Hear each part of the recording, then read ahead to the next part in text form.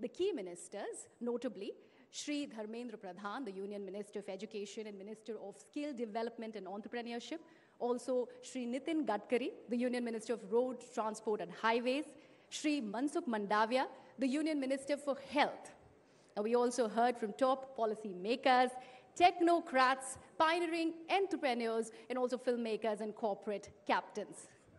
So that's not it. Day 2 is all set to be even more grander, and that's something that we're all looking forward to. So ladies and gentlemen, we start today's proceedings with a matter straight from the heart.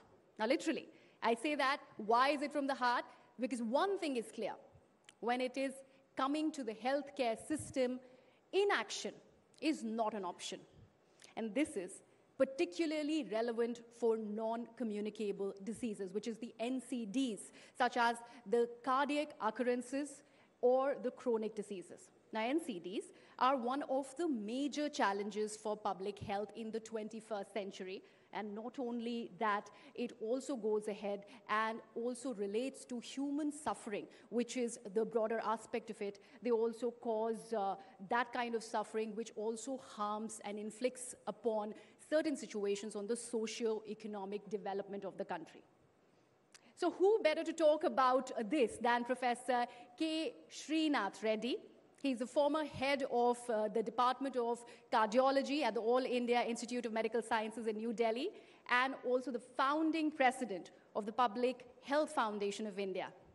A winner of the Padma Bhushan Award, he is a member of the Government of India Technical Task Force of COVID-19, and today he will be speaking to us on the issue which is the subject of so many conversations at home and in offices all over the country, which is there really a sudden and sharp increase in the number of heart failures, especially among the younger people?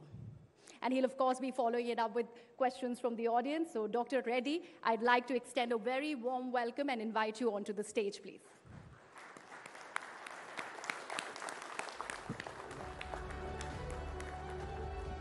Good morning.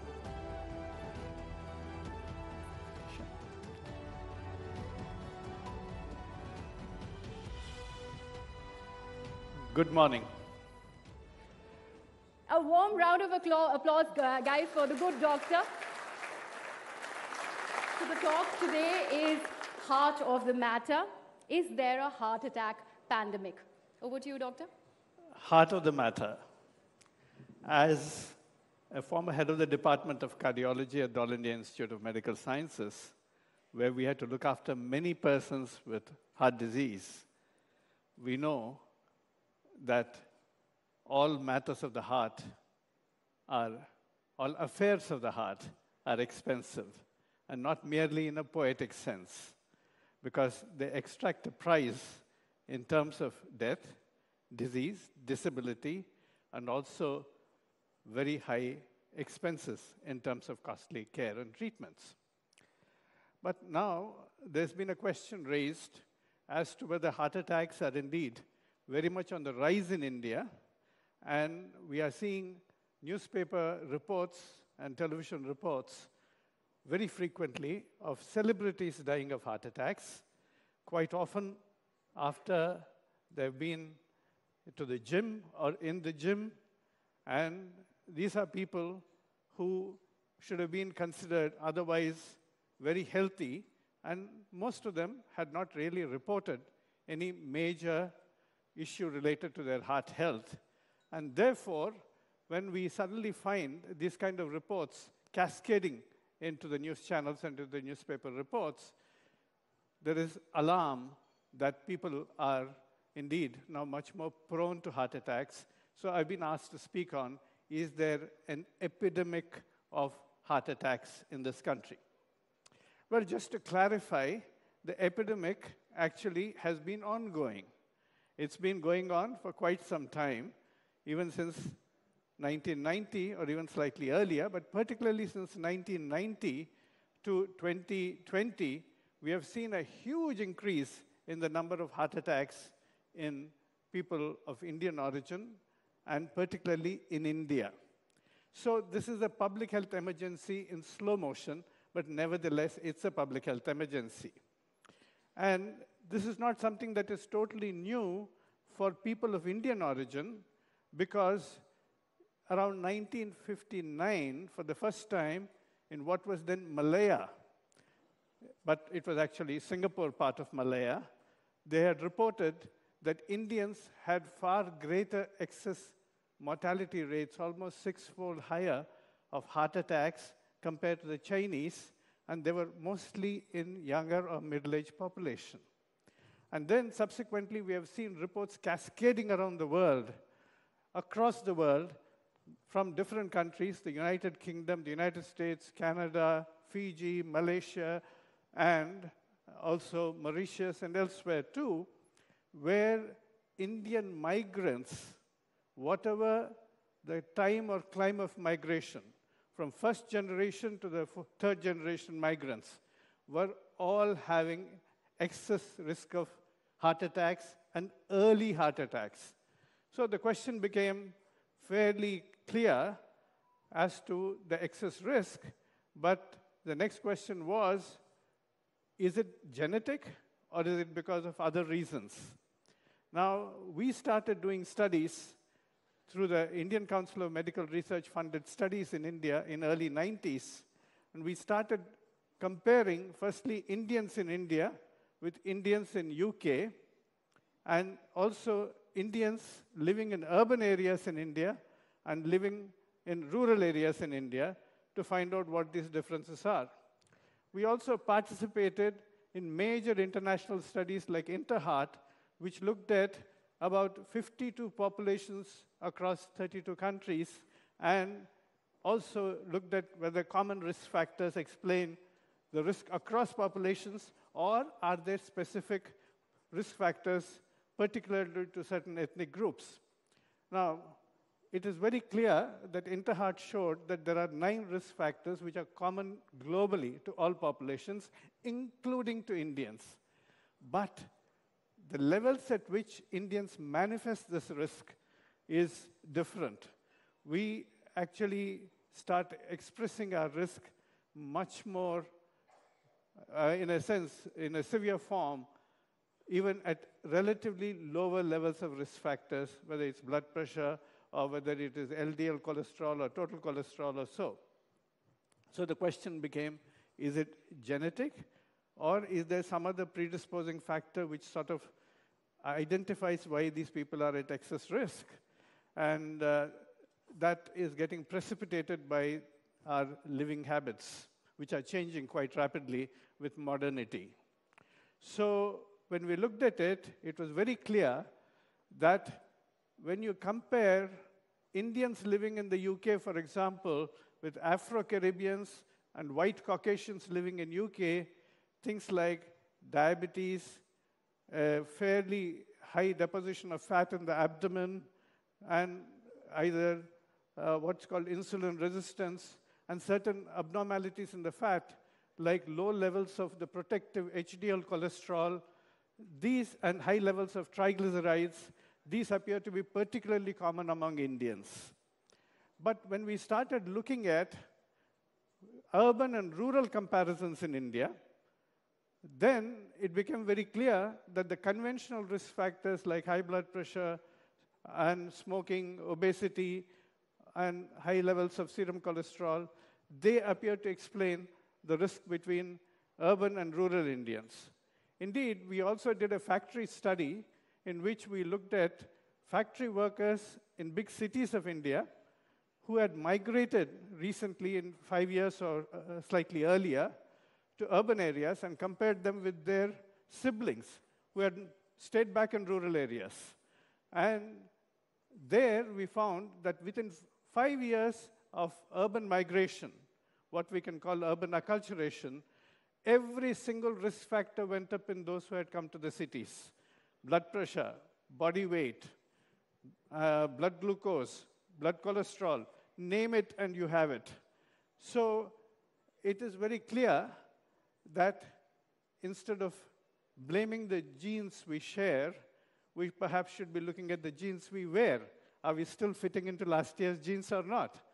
And one of the things that is very clear now is this abdominal fat, which is deposited much more around the organs of the abdomen, is much more predictive of risk of both diabetes and heart attacks than what is conventionally measured as the body mass index, which is the ratio of weight to height. Because it's been found that people of Indian origin generally manifest risk at what is considered to be normal body mass index, fairly high risk. That is because body mass index only measures height and weight, doesn't explain whether the weight is because of bones, whether because of fat, or because of body fluids. What exactly is it? It doesn't explain very clearly. And muscle, mostly. So, on the other hand, now it is increasingly believed that a simple measure like what we can call waist to height ratio, just measure the waist circumference and the height, and if it is more than 50%, then you are at a risk of diabetes, heart attacks, and a number of other chronic diseases. And this is a tailor-made measure for us, which we can easily have measured without difficulty.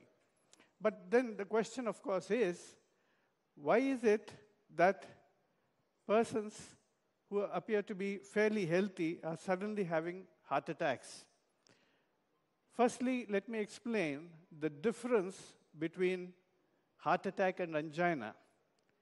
When blood vessels are diseased because of fat deposition, and there are blockages of 70% or more, that affects the flow of the blood. Particularly when you exercise and your body demands more blood and more oxygen, then the blockage actually prevents that extra blood from reaching the heart or reaching the muscles, and the heart actually has to strain much more. That is angina, which you get on effort. That's because of blockages of 70% or more. But heart attacks have a different pathology. You can get a heart attack with even a 30% block, with a soft plaque. So if there is a soft plaque, which normally does not cause any problem, even on exercise, but if there is a condition which actually makes the plaque rupture, then the exposed surface of the fibrous fatty core of that plaque then gets exposed to the blood flowing in the blood vessel, and that triggers a huge clot that blocks the blood flow and causes a heart attack. And now, therefore, we have to understand what destabilizes the plaque. We know that sudden rise in blood pressure can do it, a lot of stress can do it, smoking can do it, a very fatty meal can do it, and lack of sleep, which can cause a lot of inflammation in the body. Now, inflammation is the key word, whether it is diabetes, or whether it is bad lipids, whether it's lack of sleep, whether it's stress, all of them ultimately cause inflammation in the body, and they break down the plaque, even if it may be small, but if it's a soft plaque and if it gets broken, then... So no wonder somebody seems to be very healthy, used to exercise, but has had a relatively sleepless night, goes and does vigorous exercise, and suddenly the plaque ruptures because of the extra adrenaline and catecholamines that are flowing in. And it is also very clear that now moderation is the key. We have all been told that a lot of good exercise is wonderful, but recently a lot of data have come in that people who do very vigorous exercise very frequently are at greater risk of atherosclerosis. They have greater risk of cardiac rhythm abnormalities. Similarly, too high in HDL. HDL is supposed to be the protective cholesterol. But anybody who has more than 80 is actually at a higher risk of heart attacks. So better keep it above 45, preferably around 50, but certainly not above 80. Similarly, LDL is supposed to be the bad cholesterol. But people with less than 70 milligrams of LDL cholesterol are now shown in studies to be at a higher risk of heart attacks. So we are now beginning to recognize moderation, and the middle path is probably the best, except for tobacco. No smoking, no tobacco product of any kind, anytime. Similarly, fruits and vegetables, of course, you can take plenty because they're protective. So these are important lessons that we are learning, that heart attacks occur because of reasons which are slightly different from that of angina. The overall risk factors like diabetes, blood pressure, high cholesterol, high triglycerides, low HDL, all these are common. But whereas angina occurs because of chronic buildup of these fatty plaques, which grow and start blocking the blood supply, heart attacks can happen suddenly when the plaque breaks down, if it is soft, and then triggers a huge clot. So the important thing is that we try and maintain some of these things under control in terms of risk factors. And now, why is it that COVID is also now supposedly causing higher amount of risk? We know that COVID triggers inflammation. As I said, inflammation is the key word. And COVID triggers inflammation throughout the body. COVID triggers blood clots in the veins as well as in the arteries. It can cause large clots to block the coronary arteries, which are supplying blood to the heart. It can also cause what are called microinfarcts in the small blood vessels of the heart. And they can also cause electrical abnormalities and lead to sudden cardiac arrest. So COVID, because of the inflammation, is also triggering heart attacks. And that is something that we ought to be, and it destabilizes plaques. So that is the reason why we have seen an increase in recent years, particularly of what are reported to be COVID-related deaths. And a celebrity who has recently recovered from COVID goes to the gym after a relatively sleepless night of partying and does vigorous exercise, and next day appears in the headlines as a sudden unexplained death at the age of 40 or 45. So that is the problem. Now, one of the things that we must recognize is that heart attacks are indeed occurring at a relatively earlier age in India, but it is also true that they're increasingly occurring among poorer people. Whenever the pandemic of heart attacks starts, any country, or the epidemic of heart attacks starts in any country, it usually starts in the richer sections who have greater access to fatty diets. They have greater access to labor-saving devices like cars, and even tobacco started first in the fashionable smoking rooms of London, but now it is there in every street corner of almost every low and middle income country. So we recognize that over a period of time, those who are rich and educated start understanding why these are occurring and adopt healthier lifestyles. They give up tobacco, they undertake more exercise, and then they also try and take healthier diets, more fruit and vegetables. So whereas now tobacco, ultra-processed foods, all the sachets that you see of ultra-processed foods, they're there in every street corner, and healthy edible oils become less affordable to the poor people compared to unhealthy edible oils. So over a period of time, heart attacks become much more frequent among the poorer sections of the people. But it is absolutely important that we recognize that these transitions are happening and also create environments in which people can lead healthy lives. Now, even if you look at urban environment, pollution is a major challenge. Pollution, again, builds up atherosclerotic plaque in the blood vessels. It raises blood pressure, and it destabilizes plaque. Even a relatively small plaque can rupture again and cause an acute heart attack. Sudden cardiac deaths and sudden heart attacks have been known to people exposed to high levels of pollution. They also trigger arrhythmias. At the same time, our cities are becoming difficult for regular exercise. And for poor people, that's going to be a constraint. We don't have community spaces where people can easily exercise. In fact, previously, people used to be paid for doing physical activity. Now people have to pay for doing physical activity by paying for gym membership. So we need to build healthier cities with less pollution, with opportunity for more pleasurable and safe physical activity, have tobacco-free spaces, and particularly ensure that our children are growing up healthy, because childhood obesity is becoming a major problem in India. And even obesity, if you're really looking at it, the latest NFHS 5, the National Family Health Survey 5, in adults in India reported that 24% of the adults in India were obese, overweight or obese, even by the conventional standards. Leave aside the waist-height ratio. And 19% in rural areas and 33% in urban areas. And just to give you a figure, when my former colleagues in All India Institute of Medical Sciences, along with people in Chennai, conducted a major diabetes study, but not just diabetes, pre-diabetes, what's called dysglycemia. Other indicators of pre-diabetes also combined with diabetes. In Delhi, among adults above age of 20 years, 72% of men and 73% of women were found to have dysglycemia, or unacceptable glucose levels, diabetes or pre-diabetes. So that is the kind of catastrophe that we're walking into.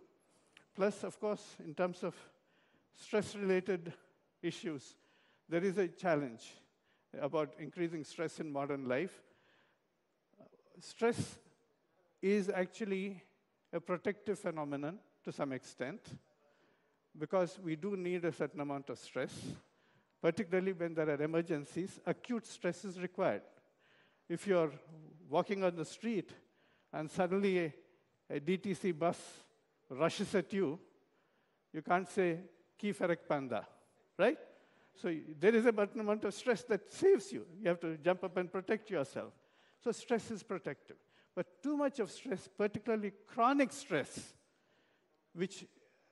and particularly situations where you have very little control of how to manage the stress, that actually continues to create inflammation, erode the organs of your body, especially blood vessels, and create atherosclerosis as well as rupture soft plaques. So in terms of stress, just remember this. Stress is like a musical string instrument.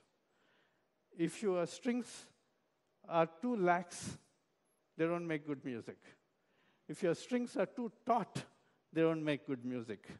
So just the right amount of stress is what is optimal for us. So I think there are a number of ways in which Indians can protect themselves in very many ways. But some of the things that we must recognize is that even when we are talking about blood tests or blood pressure or blood glucose, any of these, we do recognize that most of them operate in a moderate band, neither too low or too high. And it is important for us to maintain that moderation, even in terms of physical exercise, etc. And then we will be able to avoid the heart attacks. But indeed, heart attacks are rising in this country, and they're affecting people across all social classes, in all parts of India. Both genders are affected, and therefore it's absolutely important for us to prevent the heart attacks as well as we can by creating conditions where we can make and maintain healthy living habits, but also following certain simple rules by which we can protect our hearts. Thank you very much. So any questions? I'll be happy to take some questions. Aman there from News18 India. Yeah. Dr. Saab, we are used to having annual preventive health checkups. But after hearing you, do you think we should have more frequent health checkups, like a lipid profile, like other health checkups? And another thing I wanted to ask you, that if there is one thing that you would advise everybody to not do so that you don't get a heart attack, what should that one thing be? Okay. You should not expose yourself to tobacco actively or passively. That's a critical element. But the second element about your health checkups, I believe that health checkups are useful, but quite often they can be misleading if they do not give you an overall evaluation. Risk is never usually predicated on a single risk factor. Of course, if you have got a very high blood pressure, 210 by 130, then of course you're in trouble because of that. But mostly it is moderate elevations of many risk factors which together create the situation of a heart attack. Slightly elevated blood glucose, slightly elevated LDL cholesterol, slightly depressed HDL cholesterol. These are the various things that combine. So it's important for you to recognize that you have to modify all of them in general. The second thing is people with even a so-called seemingly normal cholesterol can get heart attacks because it is not just the ratio of HDL to LDL that matters. In LDL itself, there is a thing called small dells LDL, which is much more atherogenic than the big buoyant LDL.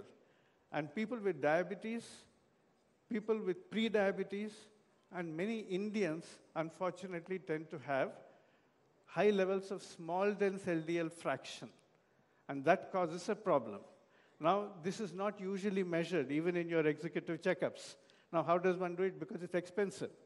So there is a ratio of triglyceride to HDL, which ideally you should be keeping it below 3:1, preferably below 2:1, but above 3:1 sort of spells danger. So these are some of the things that you must learn to recognize. Next. Okay, I believe we have one more question. Yes, the gentleman in the gray suit. Yeah, I'm Major General Sanjay Soi. Thank you so much for wonderful talk.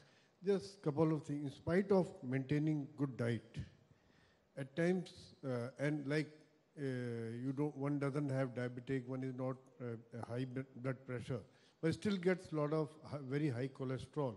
Is there anything hereditary to do with it? Will the DNA test help in selecting the diet?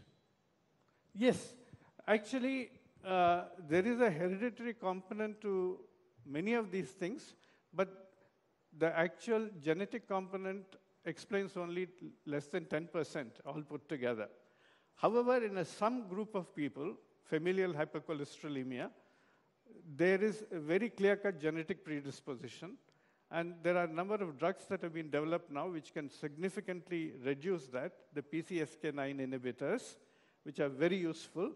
But they also act in others with elevated cholesterol.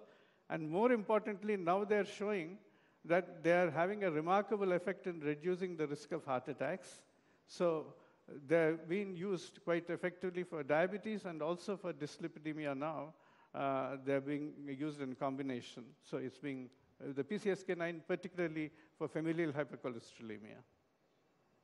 Doctor, I am Major Mohammed Ali Shah. Just hang on. We'll just hand over the mic to you, sir. Sure. Yeah.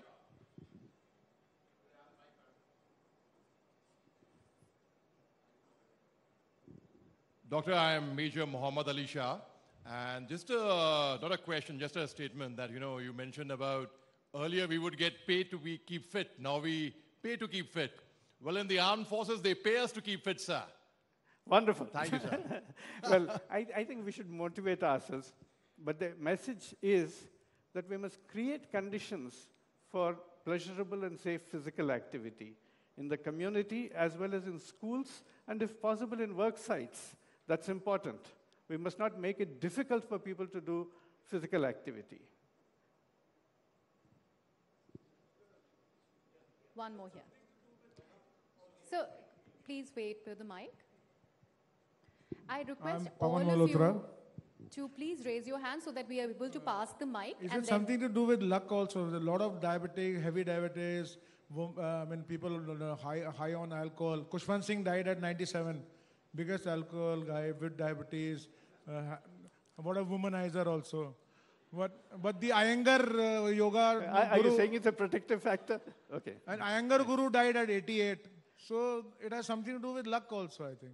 Well, there will always be some exceptions. I go to schools to talk to school children, and they say that my grandfather smoked.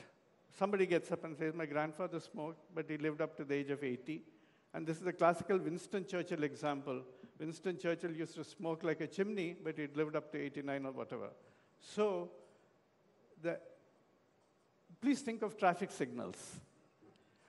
You're not supposed to drive through a red light. If you rush through a red light, the likelihood of the probability of you getting an accident is much higher than if you stop at a red light.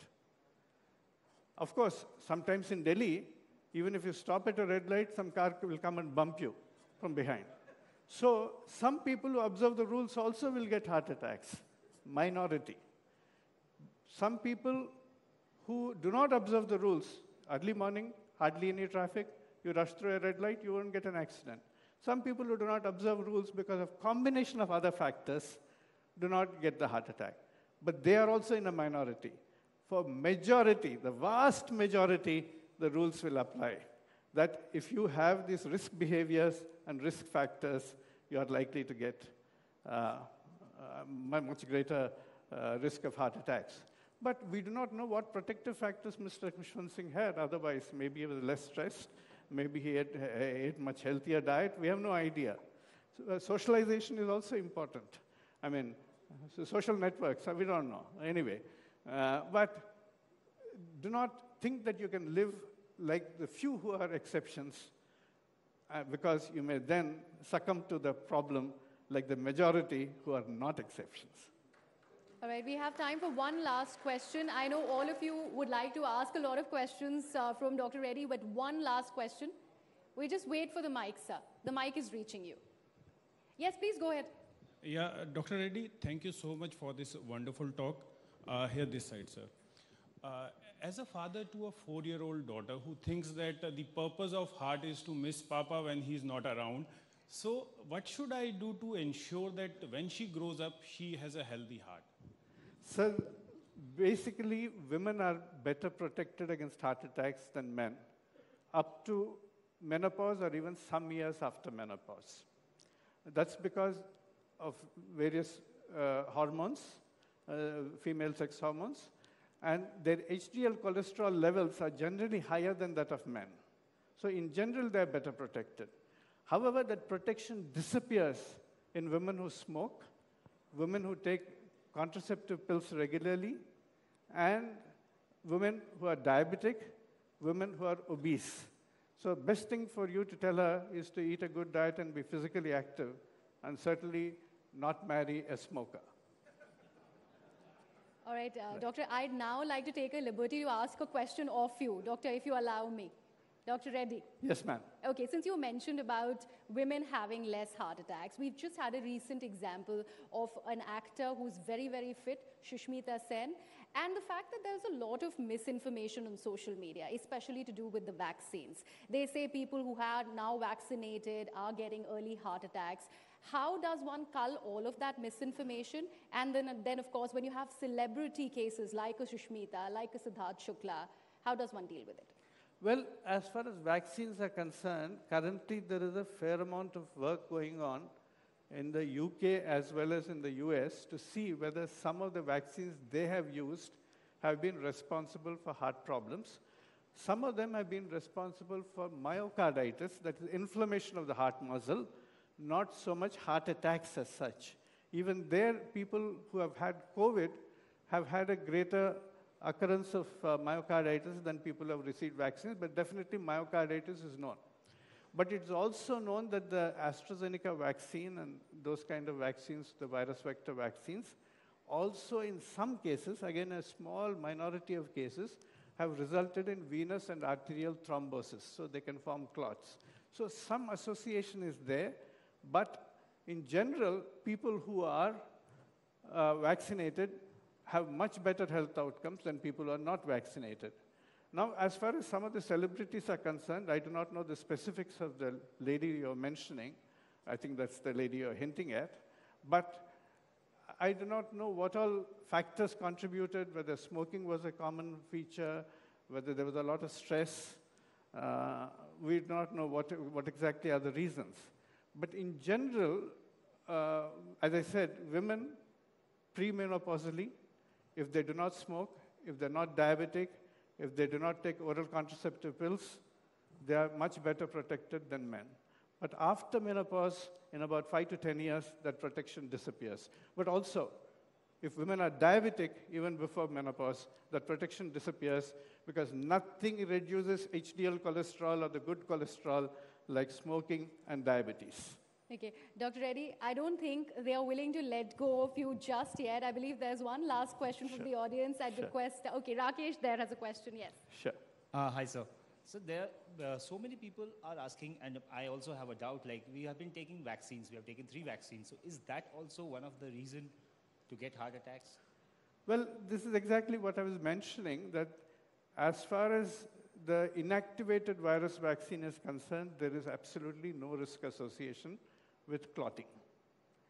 Whereas the virus vector vaccines, whether it is the AstraZeneca or the Johnson & Johnson vaccine, have been shown in a small number of cases to be associated with increased risk of clotting.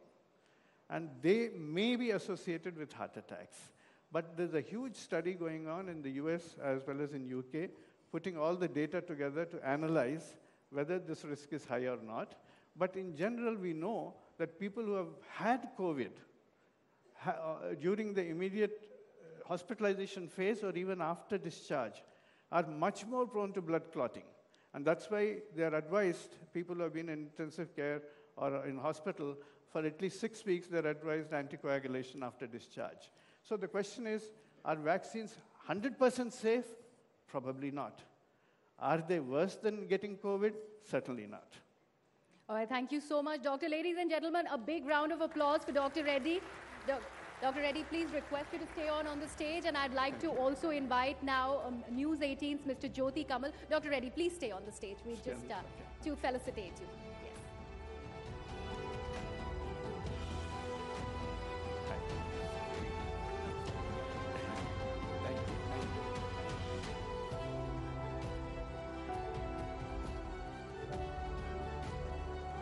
Big round of applause, ladies and gentlemen, for Dr. Srinath Reddy.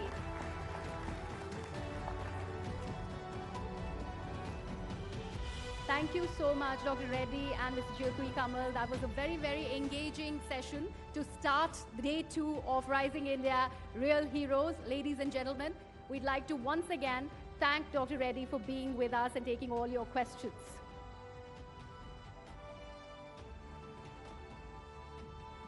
So I hope that you enjoyed the session. Can we have more engagement like you were all engaged and ineptly listening to what Dr. Reddy was saying? Did you enjoy the session? In rapt attention, all of you. Okay, that's quite an engaging audience. I believe you had all your questions answered. If not, then you can actually go and get in touch with Dr. Reddy backstage. Hound him. Are they allowed to do that? Dr. Reddy, I'll take his reactions slightly later, but thank you so much for being